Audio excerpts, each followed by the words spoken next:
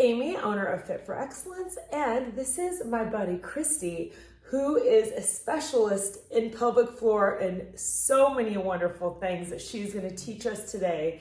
I very first reached out to her because I knew what she did, but I was like, wait a second, you could help me and other women prevent us from peeing our pants? That is a massive conversation that we get and we talk about within our fit community. Not only that, but I've actually bought a pack of Depends before. I didn't tell her that yet. No. But to go to the trampoline park after having 3 C-sections and just baby weight, I actually was like, I'm not going to be able to do this. I want to participate with my kids. Why are none of the moms jumping? And I went to these trampoline parks and I was like, that's why they're not jumping. So I don't want to have to do that forever. I know that you can rehab your pelvic floor, and that's why Christy is here, because that's what she does for a living. So tell us a little bit about your experience. Thanks, Amy. Again, like Amy said, my name is Christy Summer, and I just have to tell you, Amy, that when I was going through a lot of my pelvic floor training, my mentor, her wonderful thing she used to say was pad up and play on. So she felt like even if you were leaking and you were doing your strengthening, and she didn't want you to stop doing what you loved. And so any activity and any exercise is better than sitting on the sidelines and not being active. So definitely that I always stuck with me. So anyway, so I have been a physical therapist now for almost 26 years. And of those 26 years, 19 years I have specialized in women's health. I always tell people, don't ever say you're not going to do something because you're intimidated or fearful of it, because most likely it'll be something that you end up meeting that fear in the future. And women's health was always something when I was in school that I was like, I'm not so sure. But after having 1, 2, and then 3 kiddos, I really understand now why there's such a specialization. Yeah. And I can relate to all of the problems you talked about here as far as leaking and not wanting to wet your pants and being able to engage in activity. So I too have struggled with pelvic floor issues post-pregnancy, and so it is really an honor and a joy to be able to help people with the same problems in women's health. So Amy asked me to come and speak with you all today, and so what I wanted to do was break down a few important components, because I know many of us kind of struggle with the anatomy, I'll say, of the pelvic floor and what that is composed of. And so I brought some of my pictures here, Amy, if you want to be my Vanna White. Love it. To talk a little bit about what we're dealing with when we're talking about the pelvic floor, the anatomy, and the function. And so what I tell people about the pelvic floor is that it has basically 4 roles. The job is to support, have a sphincter-like action, and help us during sex and birth. And so let's talk a little bit about those things and how that pelvic floor works. So what you're looking at here is a cross section of your lower abdominal cavity. So right here we have the pubic symphysis in the front of our body, and the orientation is from front to back. So pubic symphysis, or the bone up front, that's our bladder and the urethra exiting the body. Our uterus and the vagina, and then the lower part of our intestines, the bowel and the anus. So that's kind of what we're looking at. The pelvic floor then is what is integrated in between all of those structures. If you kind of imagine your pelvic floor as a bowl, your pelvis is this bony bowl, but it doesn't have a bottom. And the pelvic floor muscles are basically what are making the bottom of that bowl. So that's where it comes in to support all of these organs inside our lower abdominal cavity, keeping them in. And so before kids, or before that weight gain, our pelvic floor is functioning fine, right? We don't even think about our pelvic floor because it just does its job 24/7. It's there supporting and working. But after we have children, and after that 9-month pregnancy, or that delivery, or that C-section, or that weight gain, we start having some issues, and that's where pelvic floor strengthening exercises can come into play. Love it. So secondly, I talked about sphincters, and so we're going to flip over here to this picture. And the sphincters are the muscles that work to control opening and closing parts of our body. So we have sphincters in our eyes, in our mouth. We also have sphincters down below. And so for women, we have sphincters that help us control urine flow outside of our body, help us control gas and bowel movement, and of course, help us during intercourse and having a baby. And so the pelvic floor is made up of superficial muscles, which you're seeing here in the color, and then the deep muscle, which is kind of the black and white muscle. Those superficial muscles, like I said, function to act as sphincters. The deep muscle is the levator ani, and it runs from that pubic symphysis in the front down to the tailbone in the back. So think of that levator ani pelvic floor muscle, that's kind of the main muscle group, as a hammock, and it's down there supporting from front to back, in that state all the time. And then when we actively are recruiting it for sneezing, laughing, or coughing, intercourse, or childbirth, that's when it's really going through its aerobic or marathon work. Okay. I need it. Yes. So one thing I want to talk about before we move on, and I want to make sure everybody knows, we'll go back to this picture here, and that is that the difference between where the vagina lives and what the vagina is. So a lot of times I hear people say, it's my vagina, it hurts. And really what they're talking about is the outside of their body, not the inside of their body. So we have a word for the outside of our external genitalia, and we call that the vulva. And the vulva is just a general term for all of those structures outside of the body.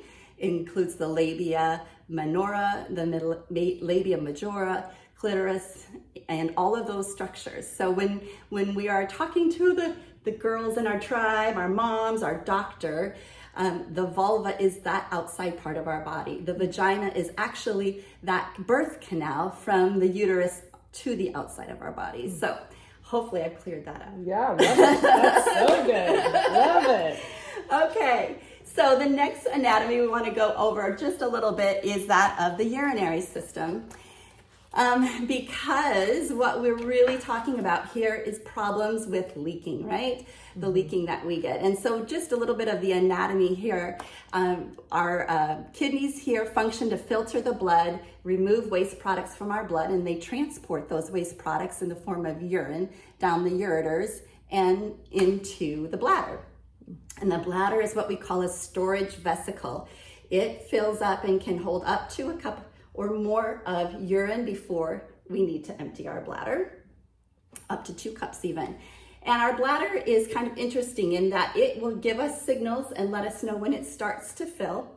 And when we are ready to empty our bladder, then we actively contract and empty that bladder. And so many times there are normal processes for that bladder to take place and empty. But over time, and sometimes we develop bad habits that cause us to empty the bladder sooner and sooner. And pretty soon our bladder starts taking control. What would you say is that bad habit? That bad habit might be going to the bathroom every time we see a stop at a rest stop, or going to the bathroom just in case. Okay. And maybe every time water comes on, we might run to the bathroom because that bladder or that trigger stimulates that feeling of needing to go, and so we empty our bladder. Sometimes during postpartum, we are going to the bathroom every time the baby is waking up every 2 hours, and pretty soon that baby starts sleeping through the night, but we're still waking up every 2 hours to empty our bladder. So those are some kind of scenarios where we get into these habits. And so what happens is pretty soon we are getting to the point where we're emptying our bladder more and more and more, even though our bladder can hold much more than we're allowing it to fill. And pretty soon it starts emptying before we're at the bathroom. And that is called urge incontinence. So segue into our 3 different types of incontinence. And urge incontinence is what we just talked about, that urge to go to the bathroom and not quite making it to the toilet before our bladder empties. The second type of incontinence that we have is called stress incontinence, and that's when we leak during activity, and that activity can be laughing, coughing, sneezing, jumping, running, even sex. And then the third type of incontinence is mixed incontinence, where we have a little bit of both. Okay. Interesting. So by having habits, but they're bad. I love habits. So the bad habit of going to the bathroom before you actually need to, that is making that worse with time. Mm-hmm. So you're like everybody that says, I can't sleep all night because I'm waking up all night. That's because of not waiting until your bladder was fuller to go to the bathroom. Right. So for example, I've had patients who come in and said that they were waking 4 or 5 times a night just to go to the bathroom. Yeah. Okay, because their bladder wakes them up and they have to go. Mm-hmm. When I probe a little bit more and I kind of talk about how much they're emptying, they find out that they're emptying maybe 1 or 2 teaspoons of urine every time they're going. That's not a full bladder, but it's a bladder that's developed a habit. And I tell people that the bladder is kind of like a 2-year-old, that every little contraction or that feeling of needing to go does not warrant a need to go to the bathroom. And if you can keep in mind that the bladder can be trained like a toddler and taught to have good behavior, you can overcome it. So even in your 50s, 60s, 70s, if you practiced holding, because I've always heard that if you have, obviously our brain is telling our bodies to go to the bathroom, right? Mm-hmm. So if we go to the bathroom when we only had that 1 tablespoon of urine or whatever, then we're actually making it harder to stop the habit, but we can hold our urine longer. Correct. And it's a loop actually between the bladder and the brain. The bladder tells the brain I need to go. The brain tells you, your conscious brain, you need to go. Yeah. But we can use pelvic floor exercises to actually inhibit the bladder. So I'm listening. I'm excited about this. Yeah. Yes. So every time that you get that urge to go and you know it's not been long enough, you can use what I call the quick flick contractions, where you're doing a contraction of 2 seconds on and 2 seconds off to try to calm down the bladder and try to think of something else. Or if you're in bed, roll over and do something different, go to sleep and try to ignore that urge to go.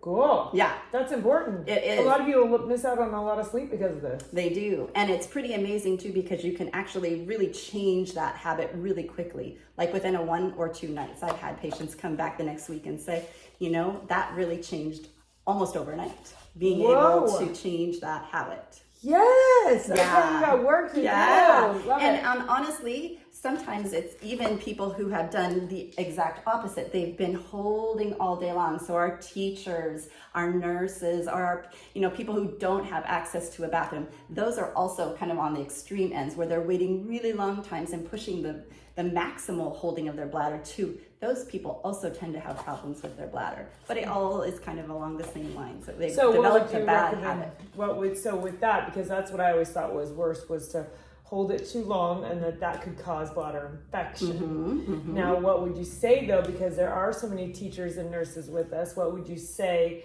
could help them find that balance? Right. Just the exercises? Well, and just having a normal bladder habit, allowing yourself that having a healthy bladder is just as important as having a healthy body. And so not allowing your life or your work to dictate your bladder habits as best you can, so that you give yourself time to go to the bathroom when you need to go. Yeah. And I would say that normal would be every 2 to 4 hours. Okay. Yeah. Yeah. So if you don't have a job that lets you go pee every 2 to 4 hours, you got to talk to the boss. Yeah, that's right. Okay, that's awesome. Yeah. Okay, Amy. So I know that people are wanting to know about their bladder and leaking, and they probably want to know, what is the magic potion? What is that magic exercise, Amy, right? That's what I'm looking for. Okay. We're looking for just like, because that's what you can look up on Instagram, you can look up a ton of different fitness pros that are saying, this is what helped me the most. But what I'd love is that we'd love just a few minutes of what, for the typical mom or female that's lost weight, that has, sneezes and pees their pants, or the laughter, or my mom, I want to prevent prolapse, right? So for me, it's really prevention, and I want to not have to, get the sleeve or something earlier than I should. I want to be able to hop side to side and so doing that, just a few minutes a day, right. What an impact that would be. And when I normally see things online, it's like, well, just strengthen your Kegels, just do your Kegels. But I know that there's got to be more. There is, Amy. But to be honest, the Kegel exercise is the meat and potatoes of pelvic floor strengthening. And so what I tell people is that it is the foundation of what we build all of our home exercise programs on. But the problem with it is that it's really hard to assess and know if you're doing it correctly. Yeah, right? You're doing a Kegel right now, right? Right, I'm Kegling this whole time and nobody knew. No, so and that is where we find so much failure, right? Because you've heard it from your doctor, you've read it online, you've heard it from your friends and family. Oh, just do Kegels and then you'll be fine. But the problem is if you're very weak, if you've had trauma from birth or delivery, or you just not have a very good body awareness, you might not know how to do a Kegel exercise. And so to go ahead and say, I think I'm doing it, but I don't know how I'm doing it right, that's where we have the problem and we have the failure, and then we don't have control. Right, so the Kegel exercise is important. How are you gonna know if you're doing it correctly? Well, when I do exercises, we use a lot of mind muscle connection and all of our exercises online.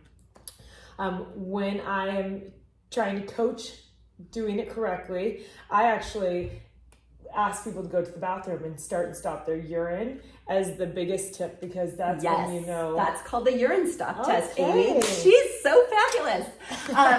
Right, that is something that I encourage people to try, is the urine stop test. And I tell people it's not how you want to exercise. Yes. You don't want to use that as your exercise tool, because constant repetitions of that can cause urine to back up the urethra and cause infection. So it's kind of a one and done thing, just to make just sure. as a check.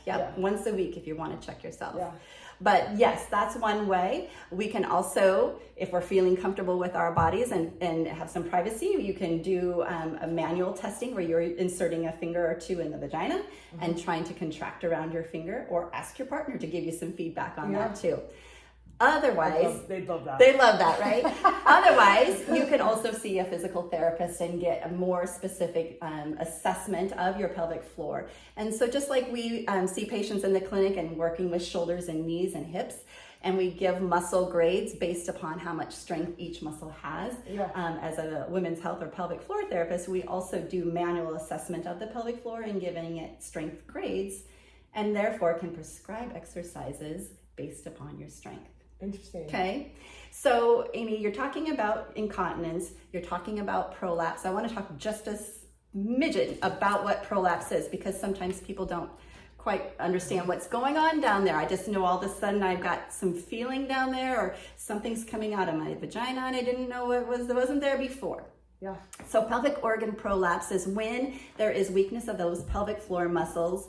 And then here's my picture again, right? That are kind of in here supporting, and all of a sudden the bladder starts pushing down into the walls of the vagina from the front, or the uterus can come down the vagina from the top, or the rectum can start pushing in on the walls of the vagina from the posterior area. And it can be felt like pressure, or like I said, you might have a bulge starting to come out of your vagina even. And it is concerning, and it isn't comfortable for many people. But the great news is that you can change that position just by changing your pelvis and working some strengthening exercises. So I usually tell people, if you have a lot of weakness in your pelvic floor, or if you have prolapse going on, Kegels might not be effective if you're not doing them in the right position. And so, Amy, what I want to do is show people today what the best position is to start training your pelvic floor. Awesome. Okay? Love it. Yeah, I was just, as a side note, I didn't know, granted I'm in my 40s, and I did not ever hear, even in all of my training and everything, I didn't hear people talk about prolapse. And really, I knew about strengthening the pelvic floor for prenatal stuff, but I didn't know that if we don't work on strengthening these things, women literally have their insides falling out.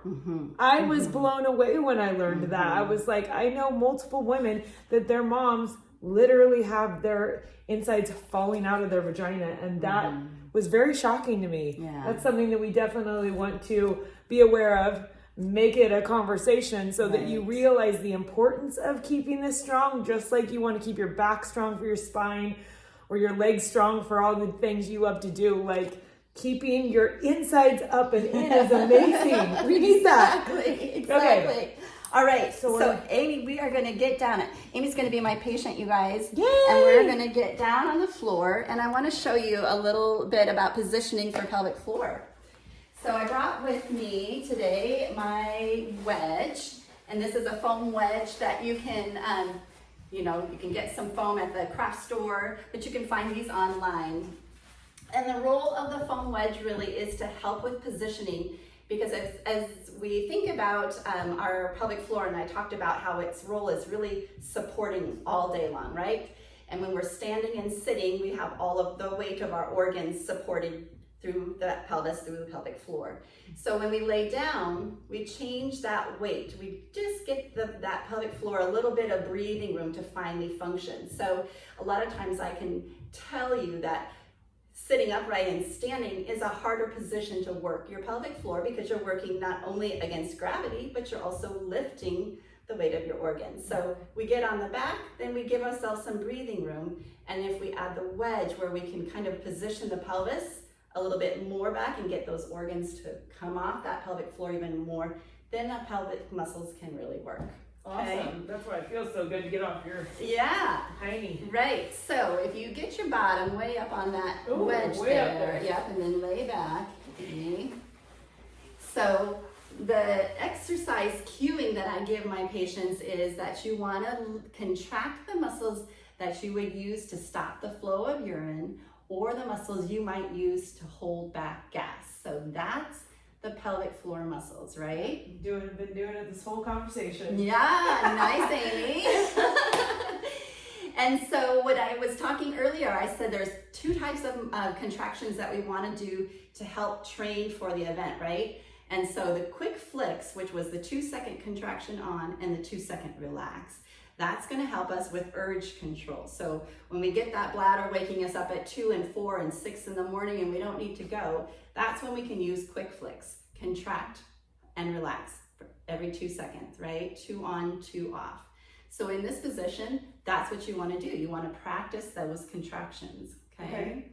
So hold for 2 and rest for 2. So even if you didn't have a wedge, somebody tonight that didn't want to wake up could put a pillow underneath their butt. Yeah, or they could just do them on their back. Okay. Easier on their back. Okay. I'm saying if you're going to practice when you're in your waking hours, try to get your tailbone lifted, pillows or something, or a piece of foam to get your angle going on, and that will help you be able to strengthen in the easiest position, okay? And have the best success. So what if I can only feel a flex, and then I feel like it basically relaxes by itself very quickly? Right. So the endurance of a muscle, right? So we have fibers in our muscles that give us, fast-paced contractions, and we also have endurance. So if we contract and we're holding, and all of a sudden we feel like I'm holding, but it's starting to diminish, that tells us the endurance of our muscle is weak. Yeah. Okay.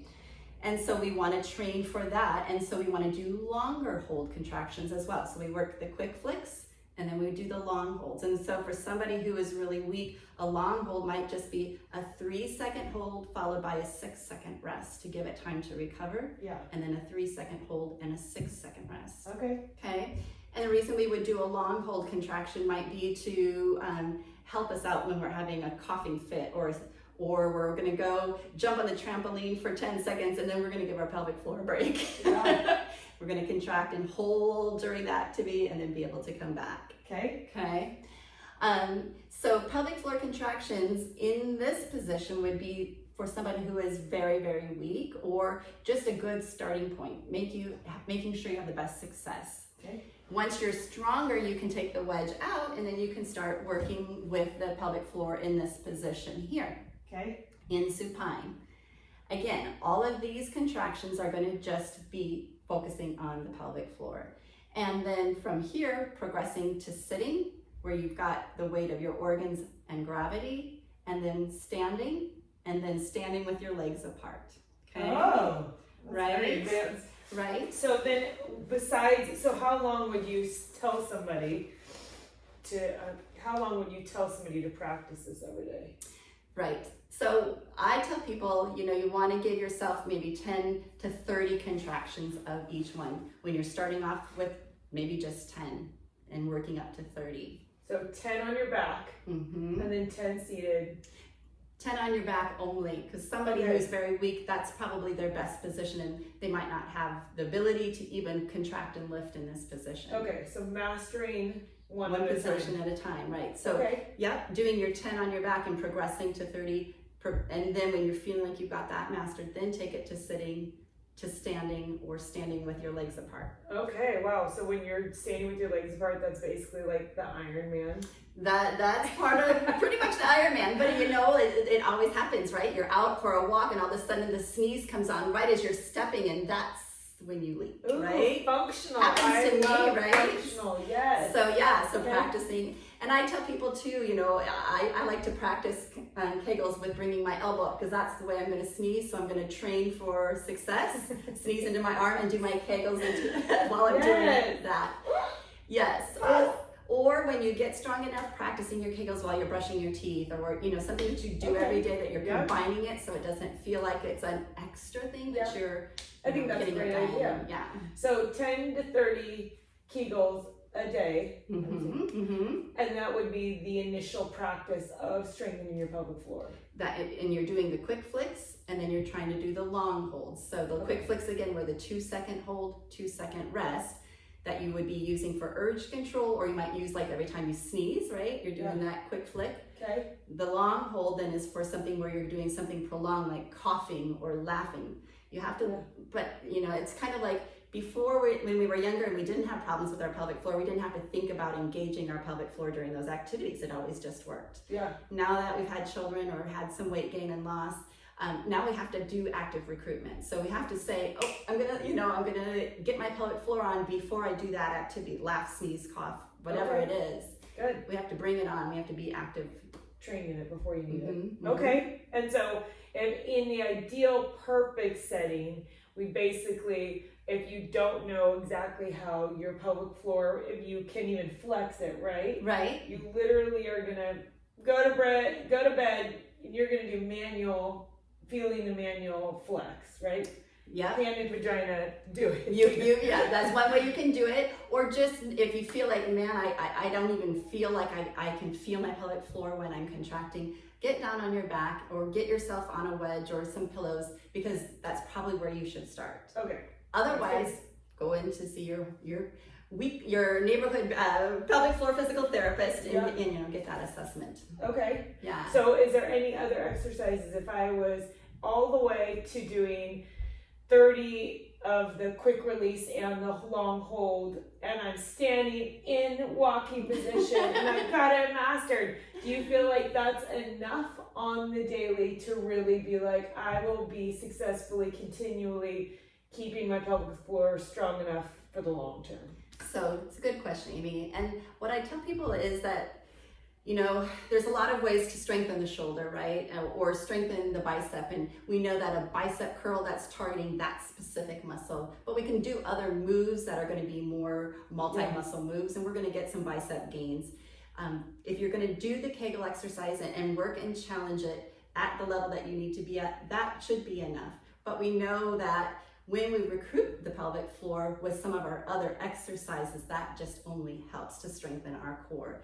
So when we get strong enough that we get good enough that we can isolate our pelvic floor and be confident that we are recruiting it, then we can bring in some other players like transverse abdominis, our deep abdominal muscles, our adductors, our inner thigh, our glute medius, or some of our multifidi, the back muscles, all those muscles that make up our core. We can start incorporating that for more higher level activities. But I tell people, what it all boils down to is the pelvic floor. If you don't contract that muscle, when you laugh and cough and sneeze, you're going to leak. Okay, so if somebody feels good about their Kegels, and we are doing transverse abdominis with dead bug, with our inner and outer hip abductors, with our hip bridge lift, and low back hypers, if you were going to contract the pelvic floor with each one of those exercises. Right. Yeah. Okay.